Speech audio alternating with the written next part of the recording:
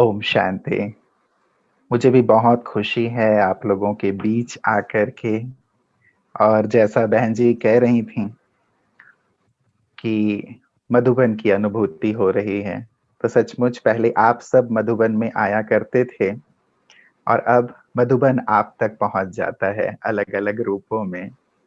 और जब मधुबन भी आया करते थे तो सब अपने-अपने में व्यस्त रहते थे, क्लासेस चल रही हैं, कुछ लेन-देन, खरीदारी सब चीज़ों में, तो मुलाकात भी नहीं हो पाती थी। लेकिन अब ऐसा हो गया है कि अब ज़्यादा नज़दीक से हम एक-दूसरे से मिल पा रहे हैं, तो ये भी एक बहुत सुंदर-सा अनुभव इस लॉकडाउन के पीरियड में हो रहा है। ऐसा लग रहा है वसुधैव कुटुम्बकम वाली फीलिंग आ रही है।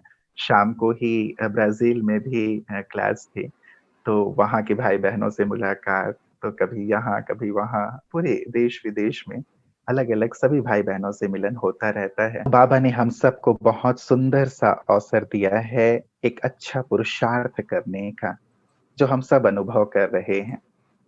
पहले हम ये सोचा करते थे कि हम अपनी सेवाओं में बहुत व्यस्त हैं, अपने कारोबार में बहुत व्यस्त हैं, इसलिए हमें जितनी गहराई से साधना करनी चाहिए, हम नहीं कर पाते हैं।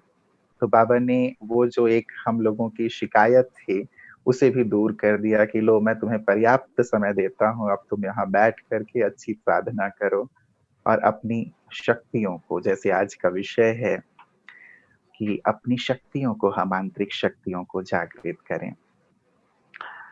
लेकिन जो विषय रखा गया है डेवलपिंग योर इनर पावर्स, मुझे लगता है कि इसकी जगह यदि हम ये कहें कि अवेकन योर इनर पावर्स, तो वो जी, जी। कहीं ज़्यादा अच्छा होगा। जी, जी।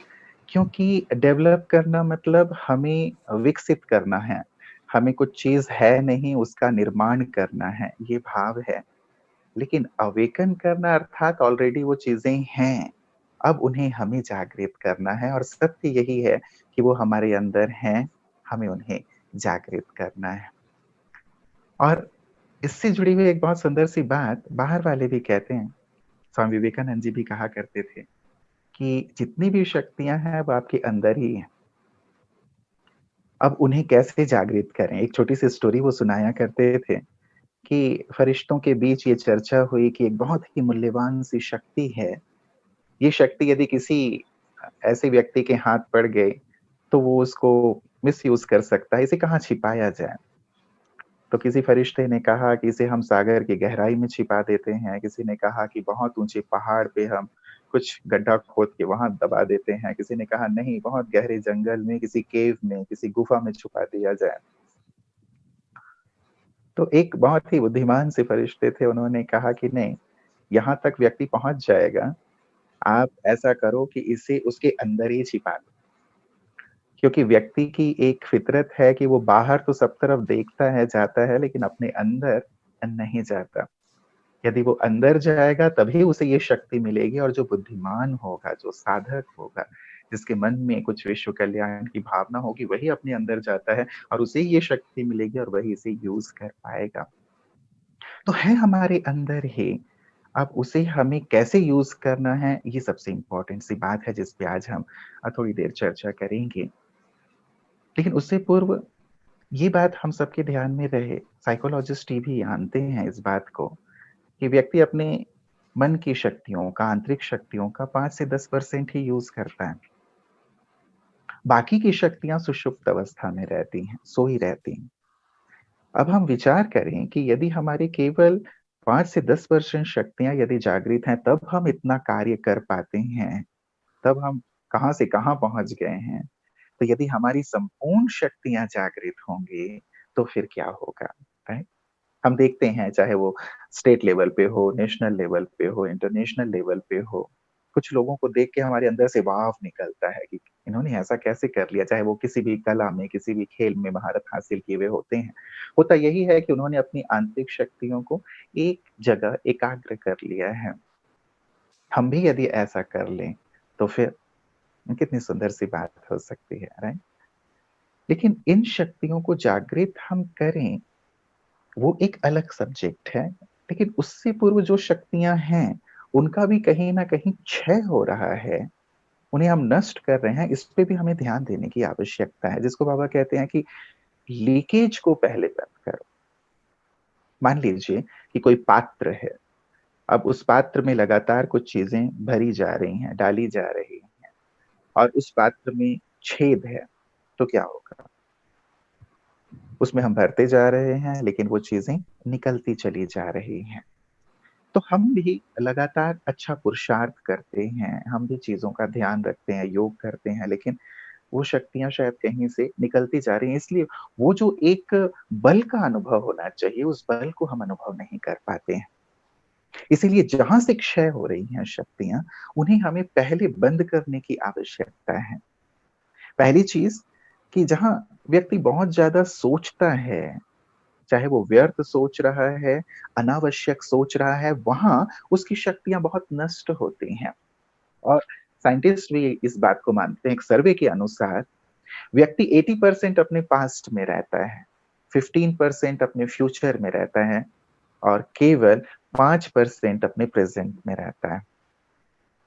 अब हम खुद चेक कर सकते हैं कि हम कहाँ रहते हैं।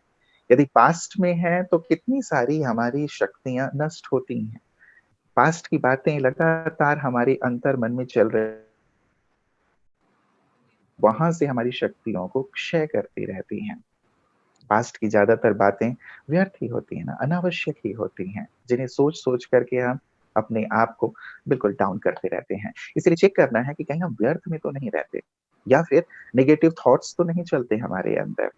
किसी भी चीज़ को देखा, किसी भी बात को देखी, उसको सही-सही देखने की बजाय उसको हम उल्टा ले लेते हो, उल्टा लेने की आदत हो, उस प्रकार का हमारा चिंतन चलता हो। तो अपने चिंतन को हमें बहुत गहराई से देखना है कि मेरा चिंतन किस प्रकार का चलता है। बाबा ने कहा है कि जो व्यर्थ और नेगेटिव को अवॉइड करेंगे, उन्हें परमात्मा अवार्ड मिलेगा। तो मैं ये लक्ष्य ज़रूर रखूँ कि मुझे ये परमात्मा अवार्ड लेना है और अपने मन में चलने वाले व्यर्थ और नेगेटिव को पूरी तरह से समाप्त कर देना है। वैसे यदि हम अनावश्यक बोल बोलते रहते हैं जिनकी आवश्यकता नहीं है, वहाँ से भी हम अपनी शक्तियों को खर्च करते रहते हैं। इसी प्रकार से यदि पाप कर्म हो रहे हैं, वो भी आत्मा की आंतरिक शक्तियों को क्षीण करती है।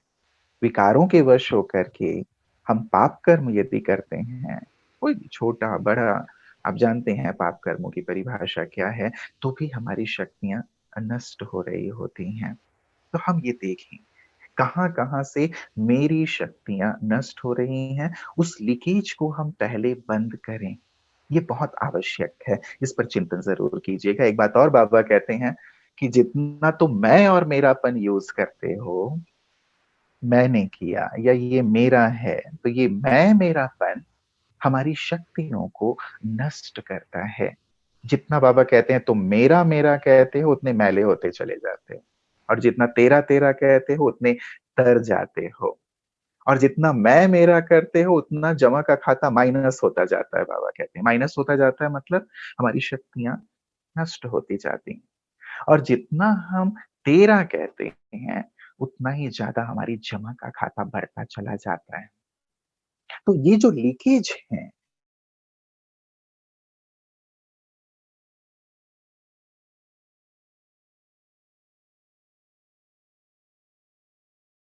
अब आते हैं कैसे बढ़ाया जाए, राइट? ये सबसे महत्वपूर्ण विषय है कि हम कैसे अपनी इन शक्तियों को जो हमारे अंदर समाहित हैं, हम जागृत करें। 4 पिलर्स पर हम चर्चा करते हैं आज, जो हमारी इन आंतरिक शक्तियों को जागृत करने वाले हैं, जो बाबा ने हमें दिए हैं। और भी इसके साथ-साथ और छोटे पिलर्स हो सकते हैं, लेकिन जो बहुत ही सुंदर और मजबूती से हमें गहराई की ओर लेकर के चलते हैं, अंतर जगत की ओर लेकर के चलते हैं और हमारी आंतरिक शक्तियों को जागृत करते हैं, इस पर हम चर्चा करेंगे आज। पहली बात है साइलेंस में रहकर साधना। ये हमारी आंतरिक शक्ति को जागृत करेगा। बाहर वाले जानते तो हैं इस बात को कि हमारे अंदर शक्तियाँ हैं लेकिन जगाएँ कैसे? तो इस चीज़ से वो दूर हैं और बाबा ने हमें ये पहली बहुत ही सुंदर सी पिलर दी है कि बच्ची साइलेंस में रह कर के तुम्हें साधना करनी है। साइलेंस, साइलेंस पावर पे बाबा के बहुत सारे महावाक्य हैं। हम बातों में ना रहें। बहुत ज़्यादा बातें, बहुत ज़्यादा सांसारिक विस्तार, ये हमें बहुत ज़्यादा जैसे बाहर की ओर लेके चलता है, अंतर जगत में उतरने नहीं देता। बाहर तो हम हमेशा से रहे ही हैं और बाहर रहेंगे भी हम। लेकिन अब समय है अंतर जगत में रहने का, साइलेंस में रहने का। साइलेंस का भाव हमेशा हम सुनाते ही हैं, मुख का ही मौन नहीं, लेकिन मन का भी मौन। ये बहुत महत्वपूर्ण है कि हम अपने आप को साइलेंस में लेकर के चलें। शांत मन शक्तियों को जागृत करता है। अशांत मन या बहुत ज़्यादा विचारों से जुड़ा हुआ मन शक्तियों को सुषुप्त ही रखता है। उस गहराई में हमें उतरने नहीं देता है। इसीलिए हम साइलेंस में रहने की आदत डालें। बाहरी साइलेंस भी और मन के साइलेंस पर भी हमारा बहुत-बहुत ध्यान हो। क्योंकि ये जो मौन है, ये मौन हमारी अंतर जगत की जितनी भी गुण और शक्तियाँ हैं, उनके हमें दर्शन कराता है। उन शक्तियों को जागृत करने में हमारी मदद करता है। हमें उस गहराई तक ले चलता है जिस गहराई तक बाबा हमें ले जाना चाहते हैं। इसीलिए एक हम साइलेंस में रहें और साथ ही साइलेंस में रह के जो चीज़ हमें करनी है, कई बार हम सोचते हैं साइलेंस तो है लेकिन साइलेंस में रह के करें क्या? साधना, जो हमारा जीवन है। साधना से ही शक्तियों का विकास होना है, साधना से ही सिद्धि प्राप्त होनी है। साधना के माध्यम से ही हम अपने हर प्रकार के गुणों और कलाओं का विकास करने में सक्षम होते हैं। ये साधना ही है जो हमारी वाणी में भी जौहर भर देती है। इसीलिए हम साधना को बहुत अंडरलाइन करें और साधना किस चीज़ की? अपने स्वस्वरूप में स्थित होने स्वस्वरूप में। जितना हम स्वस्वरूप में स्थित होंगे, आत्मदर्शन करेंगे, अपनी शक्तियों को पहचानते चलेंगे। स्वस्वरूप में स्थित होने के साथ-साथ अपने स्वधर्म में भी स्थित होना। स्वधर्म है मेरा, शांति मेरा स्वधर्म है, शक्ति मेरा स्वधर्म है। अपने इन स्वधर्मों का चिंतन और साथ ही साधना अपने स्वदेश में स्थित रहने की।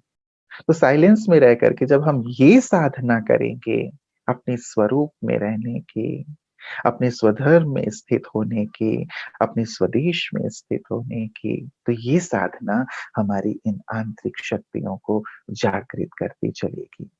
तो मौन में रह कर के अपनी साधना के समय को बढ़ाते जाएँ। बाबा का संदेश भी था कुछ समय पहले कि बच्चे बैठ कर के भी अपनी तपस्या को, अपने योग के चार्ट को बढ़ाओ। क्योंकि यही वो समय है जबकि हमें ये वक़्त मिल रहा है। आने वाले समय में तो हम सब सेवाओं में बहुत व्यस्त हो जाएँगे। अभी जब आप सबको भी अनुभव हो रहा होगा, लोग अब जैसे देख रहे हैं कि कौन हमें मदद कर सकता है। लोगों को एक विरक्ति आने लगी है, वैराग्य आने लगा है। वो ढूँढने लगे हैं कि सचमुच अब मनुष्य के हाथ से कुछ नहीं होगा, अब तो परम सत्ता ही कुछ कर सकती है, अध्यात्म से ही कुछ हो सकता है। अपने भी अपनों के नहीं रहे हैं, आप देख रहे होंगे। लोग अपने गाँव जा रहे हैं, लोग गाँव में घुसने नहीं दे रहे हैं। एक और समाचार था कि पिता की मृत्यु हो गई कोरोना से और जो माँ हैं, उन्होंने अपने बच्चों को कहा कि नहीं-नहीं पिता को कंधा नहीं देना है क्योंकि उनको कोरोना था, तुमको भी हो सकता है। तो अब देख रहे हैं लोग कि कैसे ये परिस्थिति सत्य की ओर व्यक्ति को लेके जा रही है कि देख लो संसार में कोई तुम्हारा अपना नहीं है, अपना तो केवल एक ही है। तो लोग आध्यात्म की ओर, साधना की ओर आएँगे और सेवाएँ बहुत विस्तार को प्राप्त करेंगी। तब बाबा ने कहा है कि इतनी सेवाएँ बढ़ जाएँगी आगे चल कर के, अभी भी लॉकडाउन खोलने के बाद भी आप देखेंगे, कि बैठ कर के तपस्या करने का अवसर नहीं मिलेगा। सोने का भी समय नहीं मिल पाएगा, इतनी सेवाएँ बढ़ जाएँगी, बाबा ने ये बात कही है। तो ये वक़्त है गहराई से साधना करने का। जितनी हमारे अंदर शक्ति होगी, उन शक्तियों के आधार पे ही तो हम सेवा करेंगे। क्योंकि साधना के द्वारा जो बल प्राप्त होता है, वही हमें सेवाओं में मदद करती हैं। इसीलिए हम पहला आधार इसे अपने जीवन में ज़रूर लाएँ। साइलेंस में रहते हुए हमें साधना को बढ़ाते चलना है। जो हमारी शक्तियों को जागृत करेगी। दूसरी बात है, दूसरा पिलर है, दूसरे एस के रूप में आप इसे ले सकते हैं, श्रेष्ठ स्मृति। जितना ज़्यादा हम श्रेष्ठ स्मृतियों का अभ्यास करेंगे, जितना अपनी श्रेष्ठ स्मृतियों को स्मरण में लाएंगे, उनका सिमरण करेंगे, हमारी आंतरिक शक्तियां जागृत होंगी। हम अपने वास्तविक स्वरूप में स्थित हो पाएंगे। महत्वपूर्ण है। रामायण आपने अभी जस्ट देखा ही होगा। रामायण में क्या होगा, जब सीता जी लंका में है, ये बात जब सबको पता चली तो हनुमान जी को कहा गया कि आप, तो रामायण में भी हमने ये बात देखी कि जब विशेष करके हनुमान जी को कहा गया कि आपको लंका में जाना है, तब उन्होंने कहा कि मैं कैसे जा सकता हूँ इतने बड़े सागर को लांग करके। तब जामवंत जी ने उन्हें स्मृति दिलाई कि नहीं, तुम्हारे अंदर बहुत शक्ति है, तुम पवन पुत्र हो, तुम भूल गए हो कि तुम पवन पुत्र हो। एक साधु ने श्राप दे दिया था, इस कारण तुम भूल गए थे, लेकिन तुम याद करो, तुम पवन पुत्र हो। स्मृति दिलाई गई। तो जैसे ही स्मृति दिलाई गई और उन्हें याद आ गई ये बात, उनकी शक्तियां जागृत हो गईं।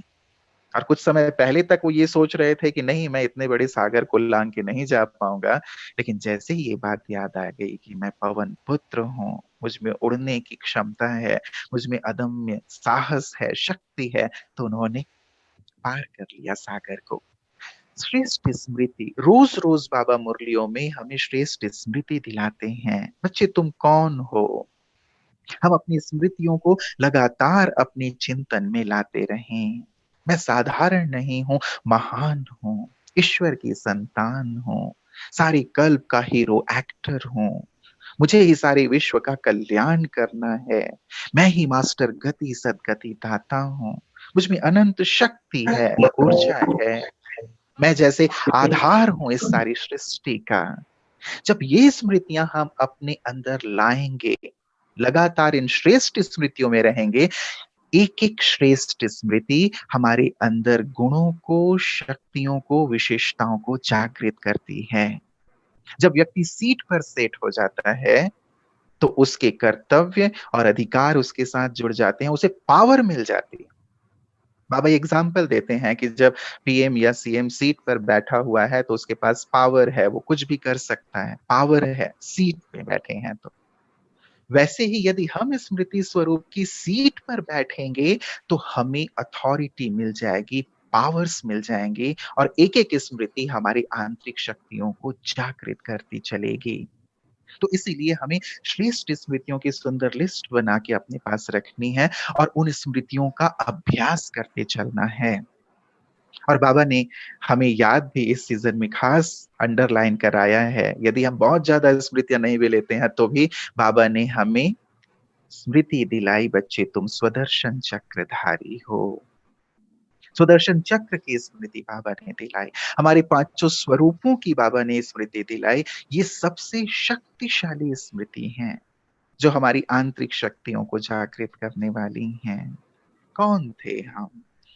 परम धाम का हमारा स्वरूप कितना संपन्न और संपूर्ण, चाहे वो हमारा आदि काल हो, उसमें भी हम कितने शक्तिशाली थे। हम इतने शक्तिशाली थे कि न केवल जमीन पे, आसमान पे, पूरे सागर पे हमारा राज्य था। कोई भी हम पे हमारा राज्य छीन नहीं सकता था, हम इतने शक्तिशाली थे। मध्यकाल में भी हम देख लें, इतने शक्ति संपन्न है कि लोग हमसे मांग रहे हैं। ब्राह्मण स्वरूप में भी देख लें, भगवान हमारे साथ साथ हैं, और फरिश्ता तो सबको देने ही वाला है। ये एक एक स्मृति बहुत महत्वपूर्ण है हमारी आंतरिक ऊर्जा को जागृत करने के लिए। हमें ये स्मृति हमारे अलग अलग प्रकार के गुणों को, अलग अलग प्रकार की कलाओं को हमारे जीवन में लाने वाली है। लेकिन एक खास बात, कि स्मृतियां केवल स्मृतियों तक न रहें, इसके साथ हम इन्हें स्वीकार जरूर करें। क्योंकि व्यक्ति जब तक इन्हें स्वीकार नहीं करता, कईयों की कंप्लेन रहती है ना, कि जब हम योग में बैठते हैं तो बहुत अच्छा रहता है, और उसके बाद जब हम अपने कार्य क्षेत्र में चले जाते हैं तो उसके बाद तो फिर से हम सामान्य हो जाते हैं, और फिर से हम उन्हीं कार्यों में लग जाते हैं। वो जो नशा है, वो जो स्थिति है, उसका अनुभव नहीं हो पाता है।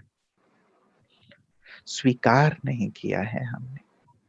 एक बार व्यक्ति स्वीकार कर लेता है गहराई से, उसे अपने स्वरूप में ले आता है बार-बार सिमरण करते हुए, चिंतन करते हुए, तो वो उसका जीवन बन जाता है।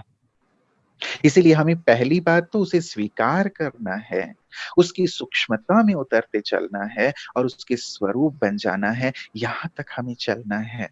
जब ये फ़ेज़ेज़ हम अपनाएँगे, तो आप देखेंगे कि कैसे शक्तिशाली होकर के हम उभरते हैं। हमारा स्वरूप कितना शक्तिशाली हो जाता है। बाबा कहते भी हैं, जैसे स्मृति वैसी स्थिति, जैसी स्मृति वैसी समर्थि। तो स्मृति से समर्थि आती है। स्मृति से ही शक्तियाँ उत्पन्न होती हैं और वो हमारा समर्थ स्वरूप हमारे जीवन से दिखाई देता है, हमारे बोल से दिखाई देता है, हमारे व्यवहार से दिखाई देता है। परिस्थितियाँ आती हैं तो जो कमज़ोर होता है, जो भूला हुआ है अपने आप को, वो डगमगा जाता है। वो जैसे हार जाता है, उसमें विचलन की स्थिति पैदा होती है, चिंता की स्थिति पैदा होती है, भय की स्थिति पैदा होती है, क्योंकि भूल गए हैं। इसीलिए हम स्वीकार करें इन बातों को। कैसे? जब मैं खुद सोचता हूँ कि मैं ये हूँ, तो कई बार लगता है कि हूँ या नहीं हूँ?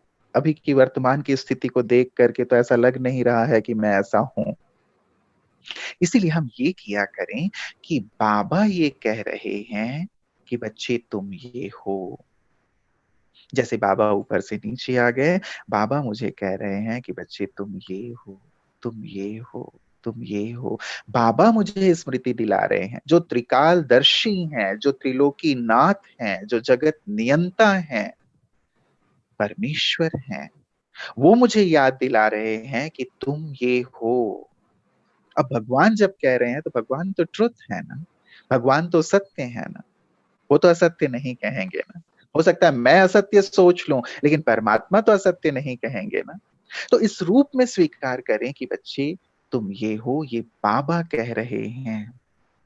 गीता में एक बात आती है, अभी आप लोगों ने यदि महाभारत देखा हो, हम सब जानते हैं इस प्रसंग को कि अर्जुन बहुत सारे प्रश्न कर रहे थे कि प्रभु ये ऐसा क्यों, ये वैसा क्यों, मैं नहीं युद्ध करूँगा, ये तो ऐसा है, ये सब मेरे हैं, आदि इत्यादि बहुत सारे प्रश्न।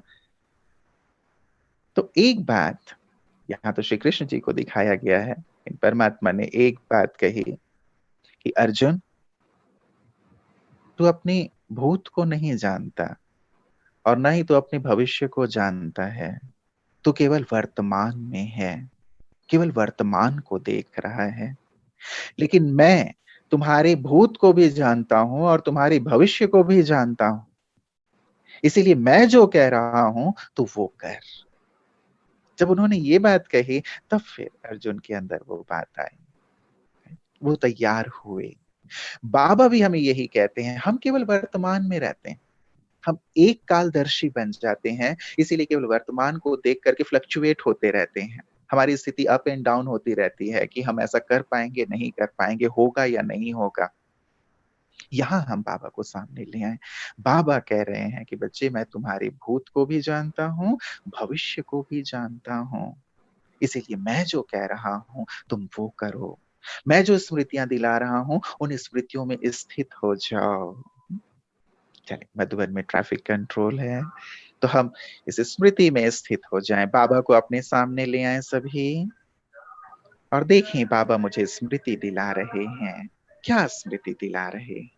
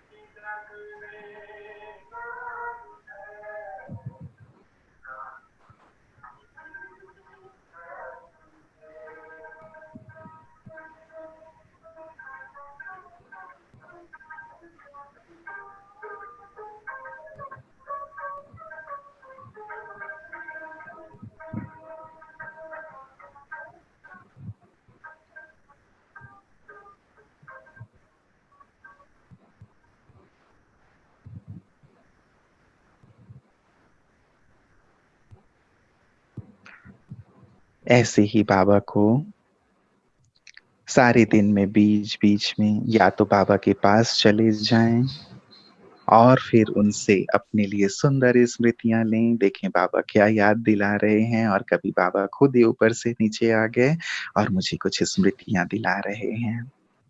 कभी कभी बाबा ने कहा है, जब भी तुम मैं शब्द यूज करते हो तो मैं के साथ एक श्रेष्ठ स्मृति में स्थित हो जाओ कि मैं कौन हूं। तो इसकी भी हम सुंदर प्रैक्टिस कर सकते हैं। तो जितना ज्यादा स्मृति स्वरूप स्थिति, उतनी ज्यादा ही शक्तिशाली स्थिति हमारी बनती चलेगी। बस हम इसे स्वीकार इस भाव से कर लें, जीवन बना लें इसे, बार बार विस्मृत ना होते रहें। क्योंकि बाबा ने कहा है, तुम ब्राह्मणों के लिए स्मृति ही जीवन है और विस्मृति ही मृत्यु है। यदि तुम स्मृति स्वरूप हो कि तुम कौन हो, तो जैसे तुम जीवित हो। और यदि तुम विस्मृत हो जाते हो कि तुम कौन हो, तो जैसे मृत हो गए। इसीलिए हम इस दूसरे पिलर को भी बहुत गहराई से अपने जीवन में लाएंगे। शक्तिशाली बनने के लिए, शक्तियों को जागृत करने के लिए स्मृति स्वरूप, श्रेष्ठ स्मृति, और उसे स्वीकार कर लेंगे। थर्ड पिलर है सत्संग। सत्संग एक सर्वशक्तिवान के संग। ऐसे कई बार, जैसे मैंने आपको कहा कि हम अपनी स्मृतियों को जब खुद लेते हैं तो हमारे अंदर वो लगता है कि आ रही है, नहीं आ रही है, अनुभव हो रहा है, नहीं हो रहा है। कई बार हम खुद को कमजोर भी अनुभव करते हैं। इसीलिए बाबा ने हम सबको कहा है कि चलो मान लो कि तुम कमजोर हो भी, लेकिन तुम्हारा साथी कौन है? सत्संग, सच्चे परमात्मा का संग, सर्वशक्तिवान का संग।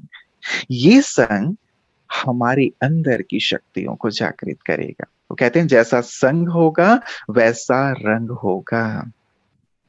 फिजिक्स में भी हम पढ़ते हैं कि यदि कोई चीज, कोई लोहा बहुत ज्यादा गर्म है और एक ठंडे लोहे को उसके साथ रख दिया जाता है, उसके साथ टच कर दिया जाता है, तो वो जो गर्म लोहा है उसकी गर्मी, उसकी ऊर्जा उस ठंडे लोहे में जाने शुरू हो जाती है और वो भी जैसे बिल्कुल ही गर्म होता चलता है। तो ये एक बहुत सुंदर सा तरीका है कि हम सत्य परमात्मा, सर्वशक्तिवान के संग रहना सीखें।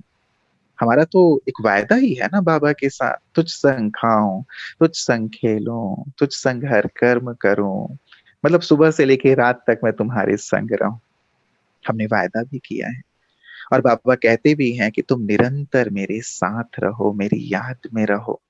तो जितना ये सत्य का संग रहेगा, सर्वशक्तिवान का संग रहेगा, तो हम खुद को शक्तिशाली अनुभव भी करेंगे और उनकी शक्ति निरंतर हम में आती भी रहेगी।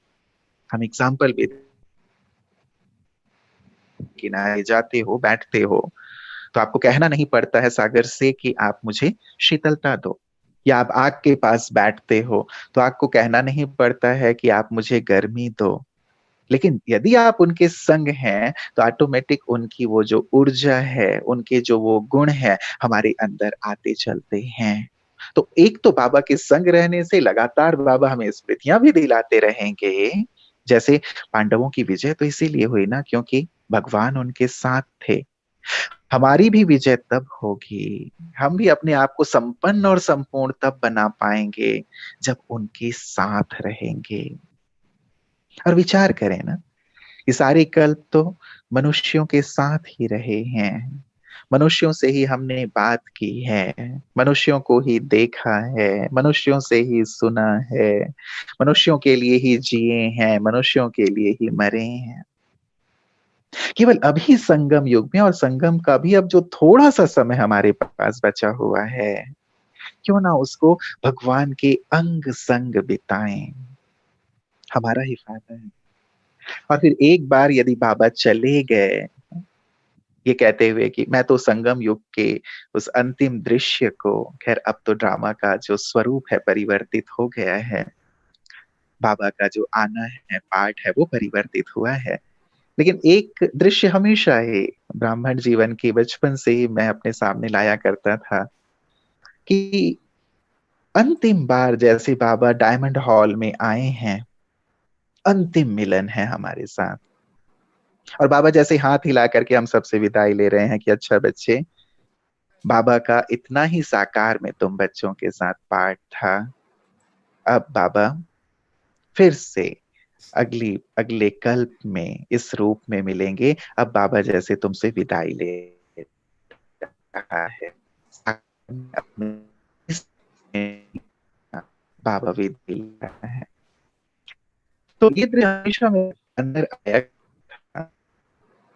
सोचें कि जाने के या बाबा को अपने जीवन से माइनस करते हैं तो हमारे जीवन में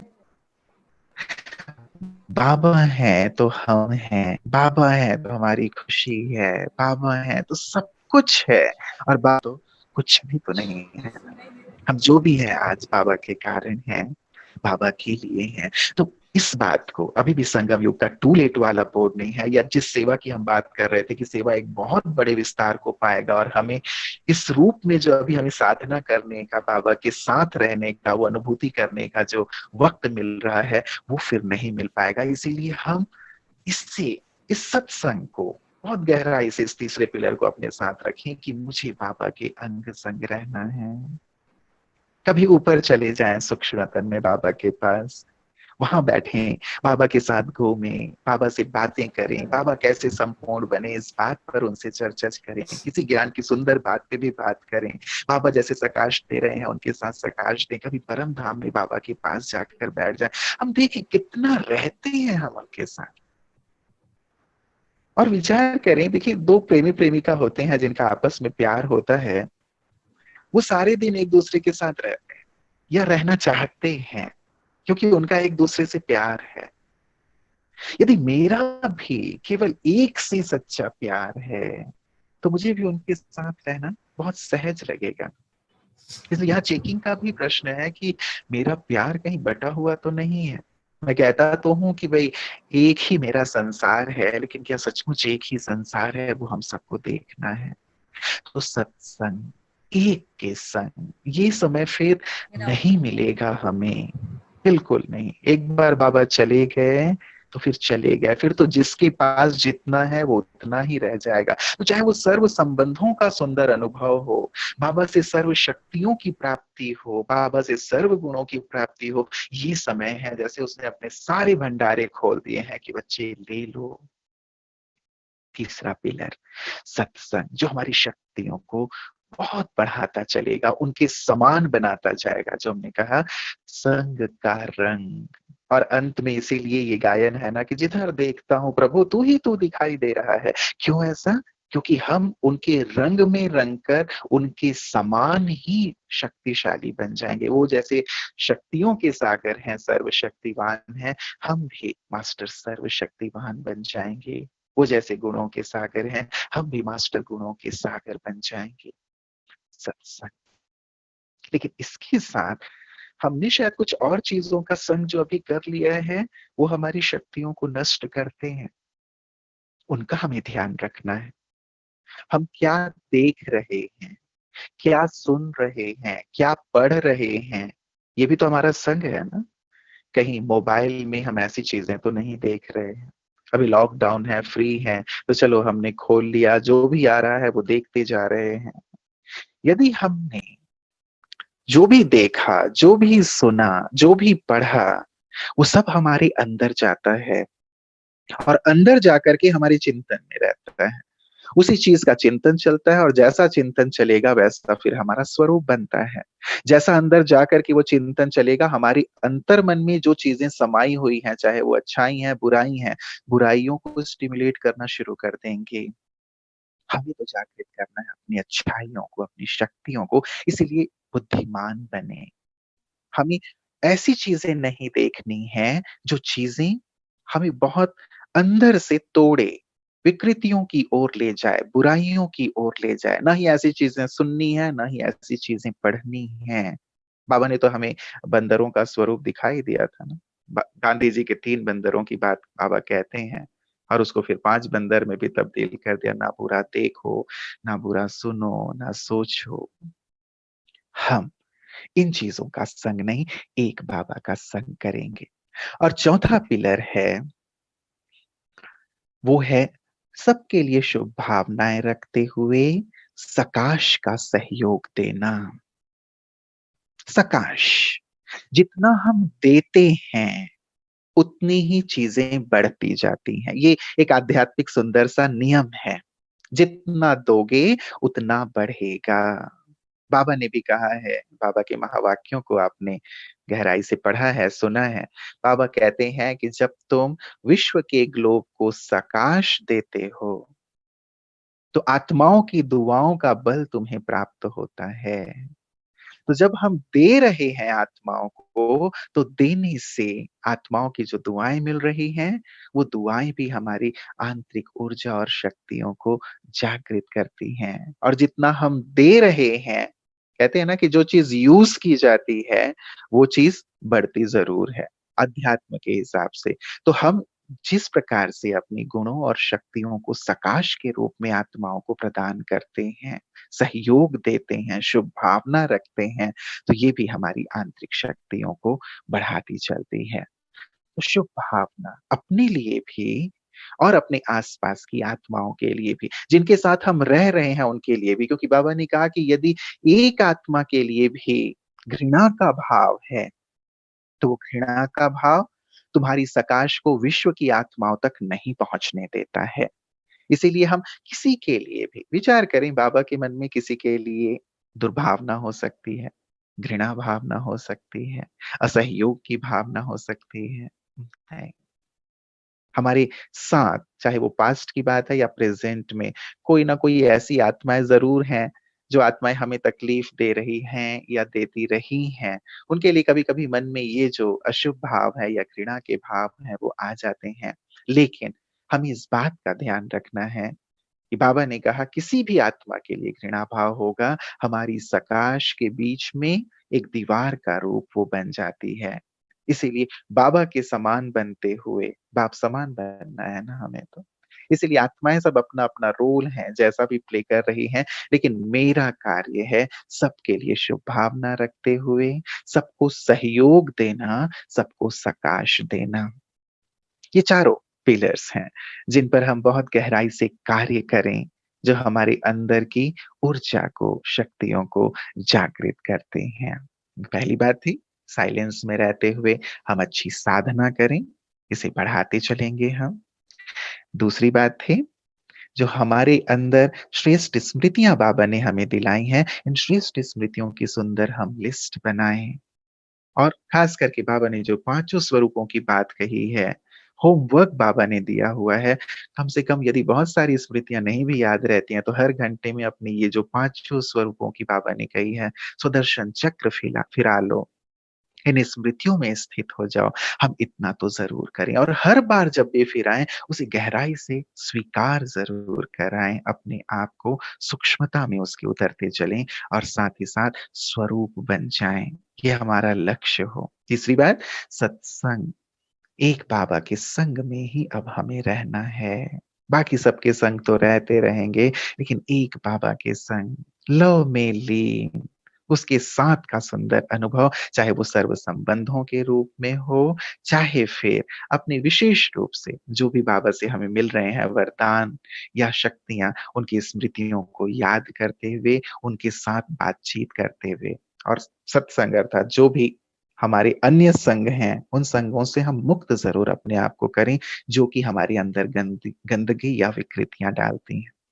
एंड लास्टली, सकाश देते चलें, सबके लिए शुभ भावना रखते हुए सकाश देंगे, तो निश्चित रूप से हमारी जो अंतर्मन की शक्तियाँ हैं, जागृत होती चलेंगी और हम वैसे बन जाएँगे, जैसा बाबा हमें बनाना चाहते हैं।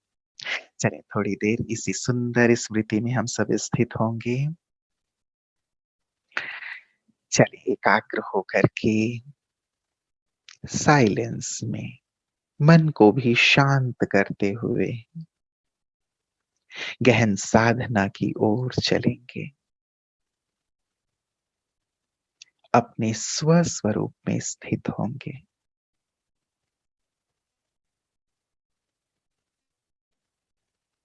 शरीर के अंदर मैं चैतन्य शक्ति अपने आत्म स्वरूप को देखें।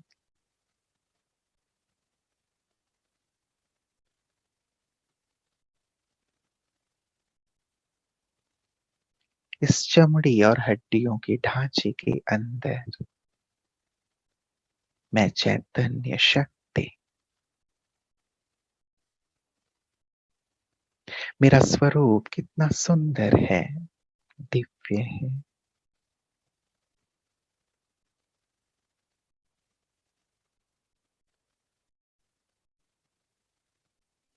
शांति और शक्ति मेरे स्वधर्म है। मैं हूं ही बहुत शक्तिशाली, ऊर्जा का स्रोत हूं। अनंत शक्तियां मुझ आत्मा में समाई हुई हैं।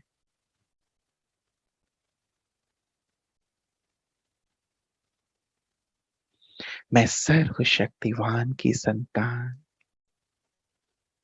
मास्टर सर्वशक्तिवान हूं, परमात्मा की संतान हूं।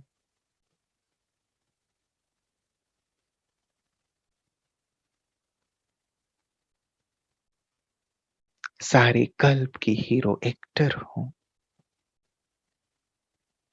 इस सृष्टि की आधार मूर्त, उद्धार मूर्त हूं।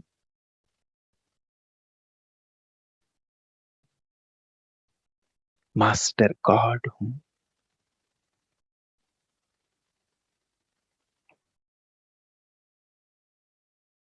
ये श्रेष्ठ स्मृतियां जैसे मुझ आत्मा की ऊर्जा को, शक्तियों को जागृत करती जा रही है।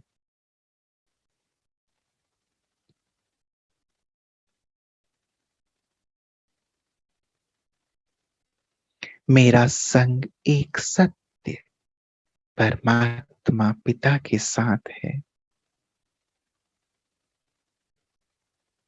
देखें बाबा बाहें पसारे मेरा आह्वान कर रहे हैं, आओ बच्चे, मैं तुम्हारा इंतजार कर रहा हूं। चलें सूक्ष्म वतन में, बाबा की बाहों में समा जाएं।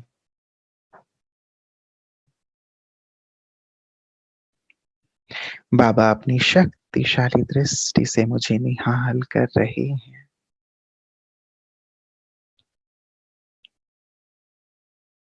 याद दिला रहे हैं कि बच्चे तुम साधारण नहीं हो, महान हो, विशेष रत्न हो, इस जहान के नूर हो, सृष्टि के आधार हो। बाबा के साथ साथ सारे विश्व का कल्याण करने वाले हो। सबके गति सदगति दाता हो।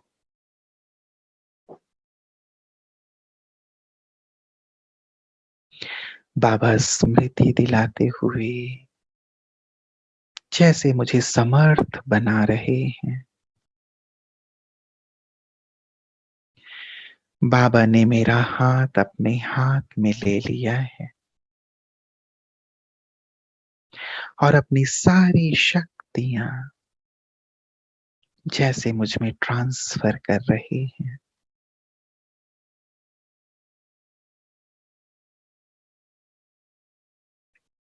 बाबा का साथ, बाबा का संग मुझे अनंत ऊर्जा से भरपूर करता जा रहा है।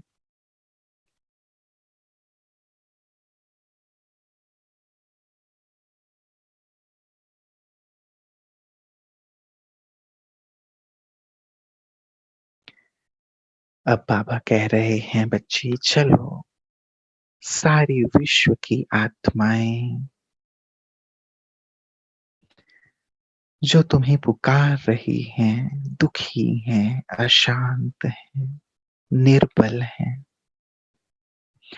उन्हें सकाश दो। देखें, मेरे और बाबा के बीच विश्व का ग्लोब, मैं और बाबा, हम दोनों ही सारे विश्व की आत्माओं को सकाश दे रहे हैं।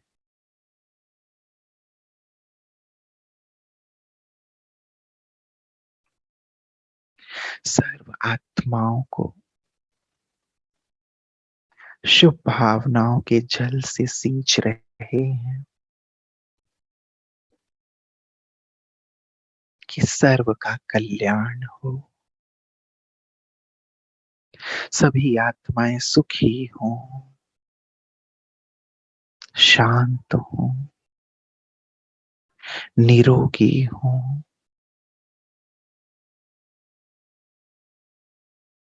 सभी का जीवन सुख शांति और आनंद से भरपूर हो जाए।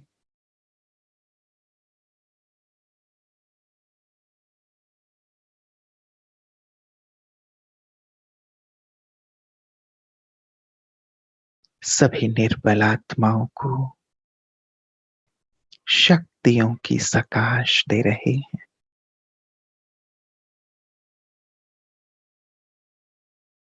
इससे सभी सबल होते जा रहे हैं, शक्तिशाली होते जा रहे हैं। सबके चेहरे पर मुस्कान आती जा रही है। सभी हल्के होकर जीवन का आनंद लेने लगे हैं।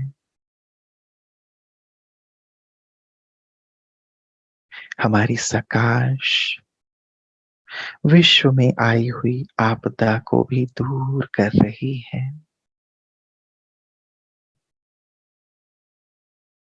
वायरस जड़ से समाप्त हो रहा है। प्रकृति भी पावन निर्मल होती जा रही है। एक बार पुनः पूरी धरा में खुशहाली का माहौल है। सभी आनंद मग्न होकर प्यारे शिव बाबा का धन्यवाद कर रहे हैं कि हे ईश्वर, हमें नवजीवन देने के लिए, हमें सभी आपदाओं विपदाओं से मुक्त करने के लिए, हमारे जीवन को पुनः खुशहाली से भरने के लिए आपका दिल से बहुत बहुत शुक्रिया।